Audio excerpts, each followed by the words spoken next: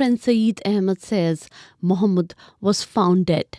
Ahmed says he learnt about the death from the father late last night. Mohammed traveled from Edmonton to look for his missing son. He told CBC on Tuesday they last heard from him on December 22nd around dinner time.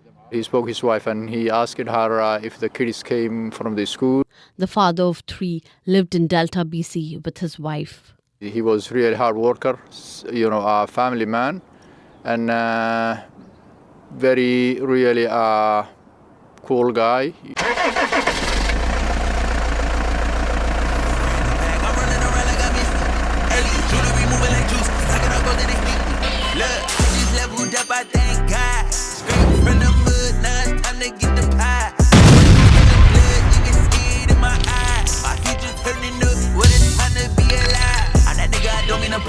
But I'm getting too nice with this. Ain't no way that I'm going outside. My pockets been heavy as shit.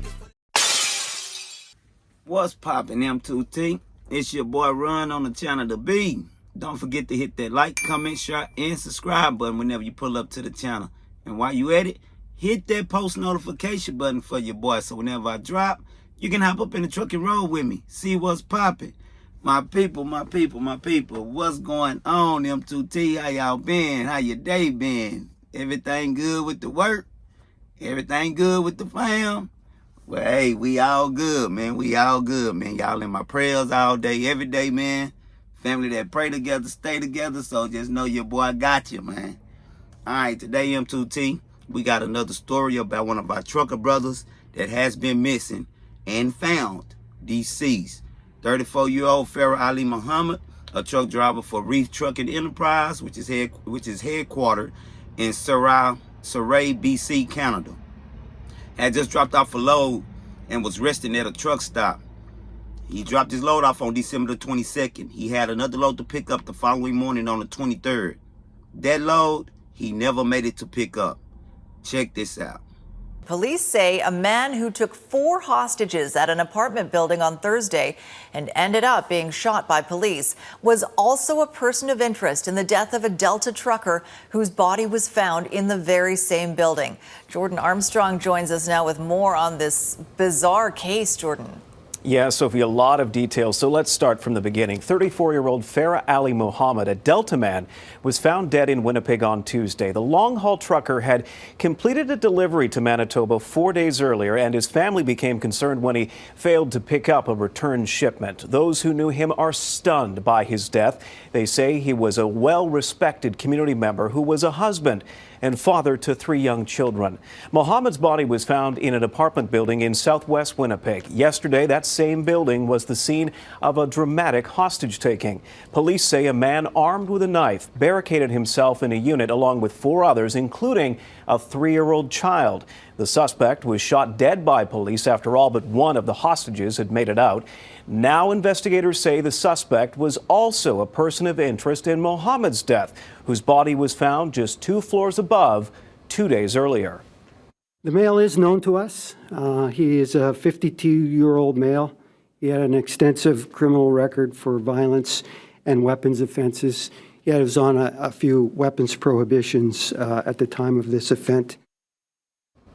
The investigation continues tonight. If police have a motive for Muhammad's killing, they're not sharing it publicly.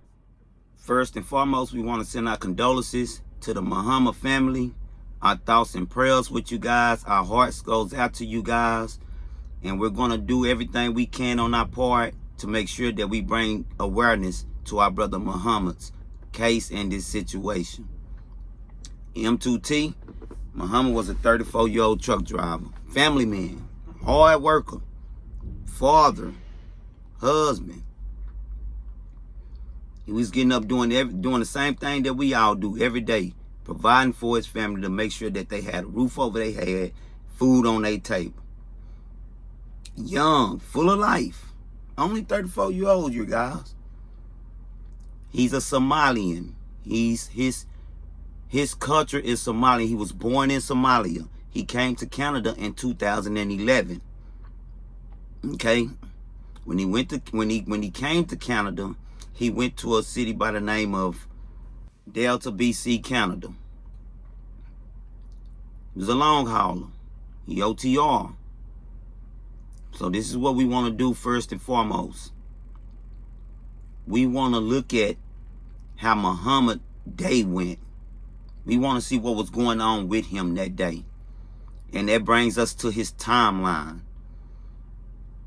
We know, according to what his dad said, that he called his wife that evening, you know, checked on the kids. You know, babe, how the kids doing? They make it home school? Everything all right? His father said, Pops said that he called his wife that evening around dinner time. So we all know that dinner time, of course, is evening, probably in between 5 to 7, 5 to 8, right? So what happened after that? What happened a little before that? Let's look at this timeline, okay? Let's see how far he traveled, first of all, from Delta, BC to Winnipeg, which is where he delivered that load and was picking up the next load the following day. Boom. Okay, y'all see how far he traveled? A whole day. 2,300 kilometers. That's about 2,100 miles if I'm not mistaken. I could be off a little bit. Yeah, that's probably about 2,100. So we see how far. That was a whole day's drive, M2T. That was a whole day's drive. He gets over there. He delivers his load. Okay. Then he goes to a truck stop. Now, let's check out this report that publisher Darren Bernhardt of CBC News, and he's been covering this from the time that Trucker Muhammad went missing to the time that they found him, and even after. He published this on the 29th of December. They found Trucker Muhammad on the 26th. Okay, let's check out and see what it is that he reported. Boom. All right, y'all see that? Okay, we're going to go through this report with a fine-tooth comb, all right? Muhammad finished making a delivery in Winnipeg Friday morning and parked at a Flying J Travel Center. Okay, that tells us right there, M2T, when he finished that, he parked at a Flying J truck stop. He parked at the truck stop, okay, to rest, said a source with knowledge of the victim's itinerary. This is what this journalist is reporting, that he has a source that's giving him this information, okay? Giving him the whole itinerary of Trucker Farah's day and how it went, okay? Now, CBC, the journalist that's reporting this, is not naming the source because they are worried about their job. So that tells us it's somebody that's close. It's somebody that's either at Reef Trucking, which is who Muhammad was working for, or it's somebody. It's somebody in the police department. It's somebody close. All right. Hours later, the truck began moving again. Okay. So now he shut down that morning, went to a Flying J and rested. Hours later, the truck began moving again. All right. Now he done delivered his load. You know, he done shut down. He resting. He ain't got to pick up his next load until in the morning. All right. So hours later, he started moving again, you guys. But Muhammad wasn't logged into an app on his phone that allowed the driver to operate the vehicle, the source said.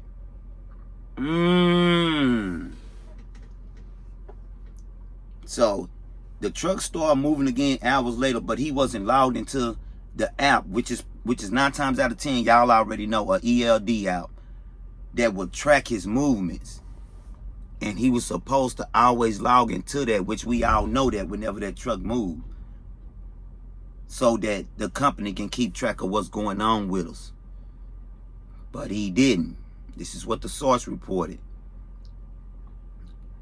The source also said the truck went to downtown Winnipeg,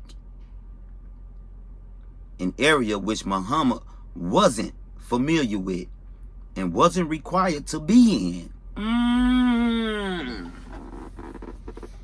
he wasn't familiar with. He went downtown Winnipeg, according to the source, an area that he wasn't familiar with and wasn't required to be in, and made several stops before stopping in the parking lot behind the Seabrook Inn.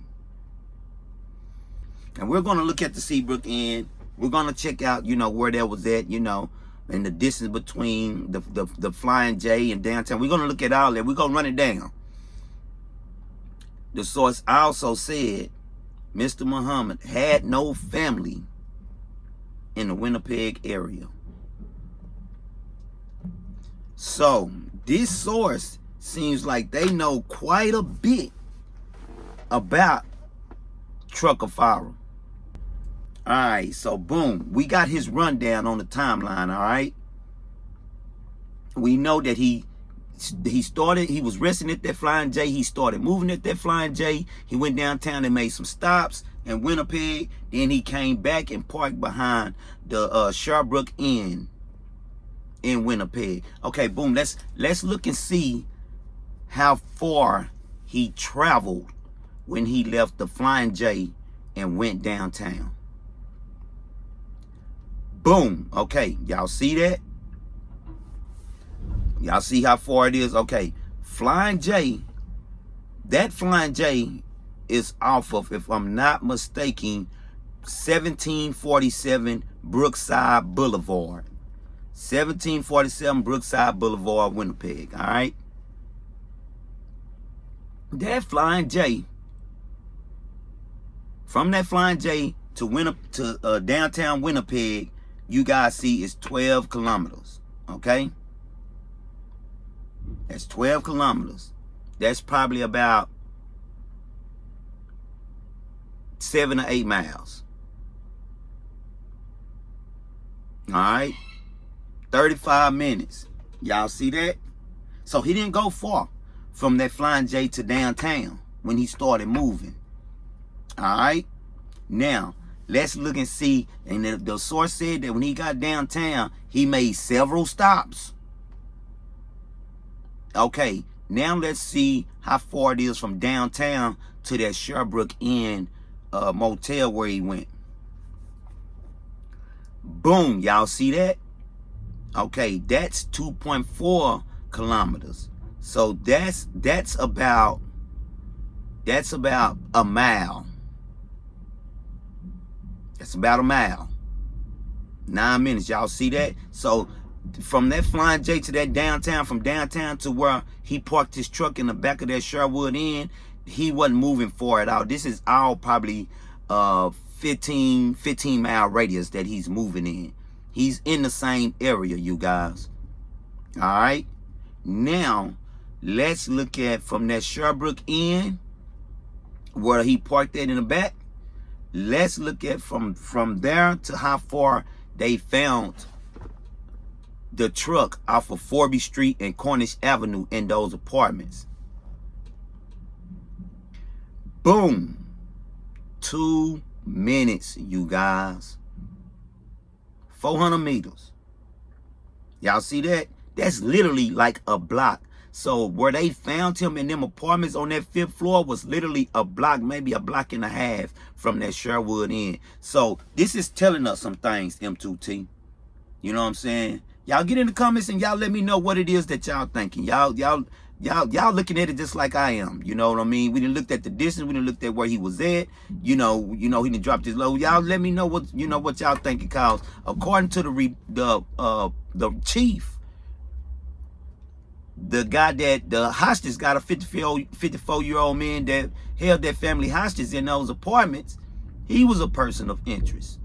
Those same apartments is the apartments where they found Trucker Muhammad. They found Trucker Muhammad on the 5th floor. He held the hostages on the 3rd floor. They found Trucker Muhammad 2 days before the hostage situation. Muhammad went missing on the 22nd, and they found him on the 26th on Boxing Day in Canada, which is a day that they celebrate after something like Christmas or what. The hostage situation went down on the 28th. And be mindful, M2T, this is still an ongoing investigation. Just like the chiefs, just like they said, just like they reported. This is still an ongoing investigation. Okay, so boom. If the 54-year-old hostage guy was a person of interest, you know, or suspect, whatever they want to call it, does that mean this is a open and closed case? They say it's still an ongoing investigation. Personal interest, I guess it's just somebody they wanted to holler at. So that means that we got to look at this case and see if there was any other potential besides this 54-year-old man that they say, yeah, he was menace to society. Oh, yeah, you know, he had a long, lengthy criminal record, very familiar with the area. Yeah, you know, he was a menace to the area. You know, yeah, he was a person of interest. Yeah, we got to see if there was anybody else besides him that could have possibly had the opportunity to do anything to our brother, because we're looking at it from an investigative eye. You don't just stop at the first person that you see, which will be the 54-year-old man. Now you look at how he was moving about that day, all the way to where he ended up when we found him. You know what I mean? So when he dropped that load that morning and he went to that Flying J, could he had, I mean, what type of area was this? You know, y'all seen the apartments. How do they look? What type of area do they look like to y'all? You know, to keep it a buck, it kind of look like some projects to me. You know, that's just my opinion. I ain't saying that it was, you know what I'm saying? That ain't what I'm saying. I'm just telling you what it kind of looked like to me. Kind of looked like some New York projects. You know what I'm saying? But of course, this is in Winnipeg, Canada, you know, but it kind of looked like some projects to keep it a buck. You know, but that don't mean that it was. So what kind of area was this? Y'all seen the pictures of the Sherwood Inn? Y'all see how Sherwood Inn? It kind of look like it can be rated from 1 to a 5 star. Look like it's about a good 1. Look like it's about a good 1 to me. So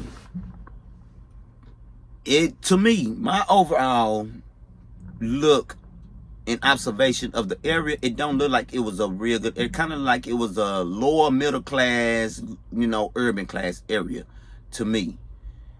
So did he meet somebody at the truck stop? When he left the truck stop, if that's not the case, he talked to his wife, checked on the kids, okay, baby, everything good, you know what I mean? Did he talk to somebody after that?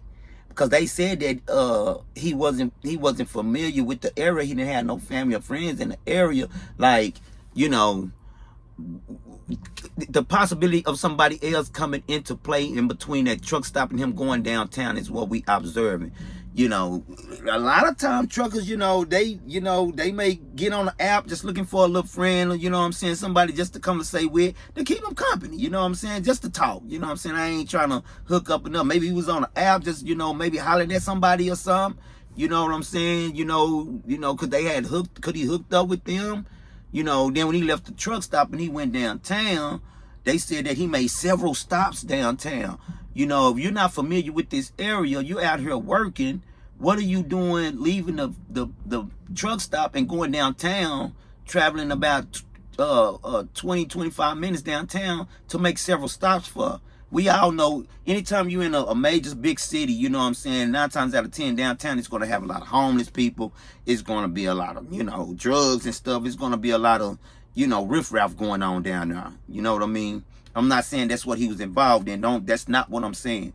I'm just looking at and observing the situation, and I'm not leaving no rock unturned. We're not leaving. That's what we do. We get the news and we break the news down, and we observe the news from A to Z, and we lay it all out on the table. That's all we doing. We're not insinuating nothing. We just looking at the situation. So, then he made several stops. Then he went from there to the Sherwood Inn and parked behind there, and then from there, they found him on the 5th floor of those apartments off of Forby and Cornish. He went missing on the 22nd. They reported him. His family reported him missing on the 23rd when he didn't go pick up their load. They found him on the 26th. This is what I'm thinking. Like, how can he end up on the 5th floor of some apartments And it's snow. Y'all seen it outside. Y'all seen the news reporter. It was snow. You know, how could he end up on the 5th floor? You know, the guy, the 54-year-old man that held him hostage. Let's look at him.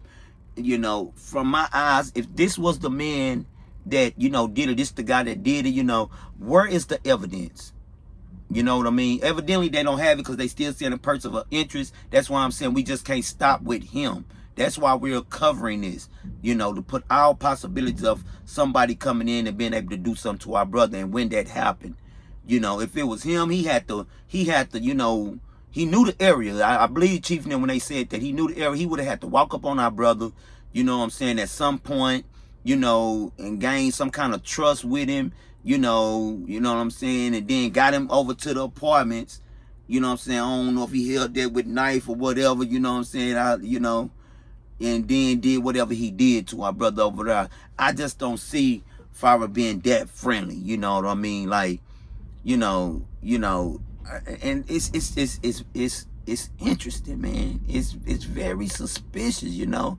Because when I shut down for the day, I shut down. I ain't no more moving. Y'all already know the play. You know what I'm saying? We already out here dealing with enough. I'm not moving nowhere until it's come time the next morning. You understand? To go pick up that load. I'm shutting down wherever I'm at. Shutting down, strapping up, and finna eat and finna, you know, lay up. You know, and chill until the next morning, man. You know, for him to be moving and stuff, you know what I mean? It just, it makes you wonder, like, what was he thinking? What was he doing? So, boom, hostage man. That's what we go call him, hostage man, idiot. You know, and they did what they were supposed to do. Down him, get him on out the way, holding them people hostage like that, straight idiot. They did what they were supposed to do with him. And if he is the man, then all praise and glory be to God, because he got what he got, deserved to every bit of it. You know what I mean? Playing them games. You know, you ain't got time for that. You know, Winnipeg police did exactly what they were supposed to do. They went in there and they handled their business. You know what I mean? But, you know, if you know, he wasn't, and it's a possibility it's somebody else, still ongoing investigation. You know, did he come across a woman or a man? You know what I'm saying? Or come across somebody that, you know, that you know, led him to the apartments or some kind of way? You know, this is an interesting story. I'm just trying to figure out, like, why was he doing all that moving? And then when he stopped behind a hotel. You know, why behind that hotel? You know what I mean? That inn, you know what I mean? And y'all see that it wasn't, the apartments ain't far. They ain't nothing but about a block away. You know, why stop there? You know, it's a whole lot of questions and not enough answers. What I'm wondering is, did anybody besides this man have opportunity to do this to our brother? You know, because if so, then this case is far from over. It's far from over. M2T, I'm just hoping that guy was, you know. I'm hoping that he was, you know what I mean? Because he would have had to drag our brother through the snow. It would have been why they ain't present no evidence if he's the man? You know, no footage, no DNA, no nothing. You know, it's just like, oh, okay, yeah, we think that he's a person of interest. You know, he's a son. You know, you can't just come to the public like that. You got to have something to bring with that. I'm hoping that he was, and that, you know, the family is good with that. Get in the comments, man. Get in them comments. Let me know your observation of this, and y'all know I'm gonna respond back to you. I always get that back at y'all. Let me know your observation of this. You know, let me know. We still got a full throttle investigation going on, because our brother, you know, this happened December the 22nd. You know, it's February, so it's still fairly new, and we can still do our part. You know what I'm saying, as far as assisting the authorities with our theories and our ideals. You know, maybe they just hadn't concocted up everything. You know, if they just didn't seal and shut the case with the hostage guy.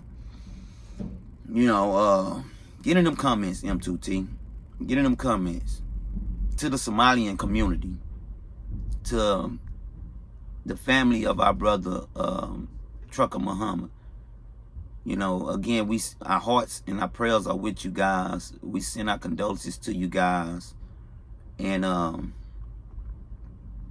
you know, we are praying for you guys.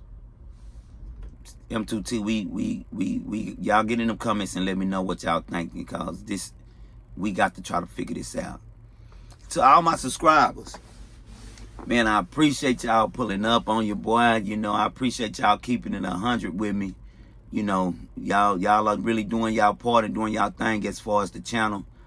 And I'm grateful. I'm grateful to you guys. I appreciate you. To the ones that just pull up to guests, you know, I'm grateful for you guys, you know. Shout out to y'all for even pulling up, you know, helping us, you know, riding with us and hopping in the truck with us and helping us figure this thing out. You know what I mean? Don't forget to hit that like button before y'all get up out of here. And merch is still coming soon. That's definitely coming soon. So y'all be ready. You know, have your orders. You know what I'm saying? Have your orders. Be ready, because it's definitely coming. Rest in peace, brother Muhammad. We working for you. We working for you, and we go get to the bottom of it. All right, M2T. Y'all already know. Until next time, it's your boy. I just got in a whole brand new bag. I'm rolling around early. Jewelry moving like juice. Stacking up gold in it. Look, I just leveled up. I thank God. Straight from the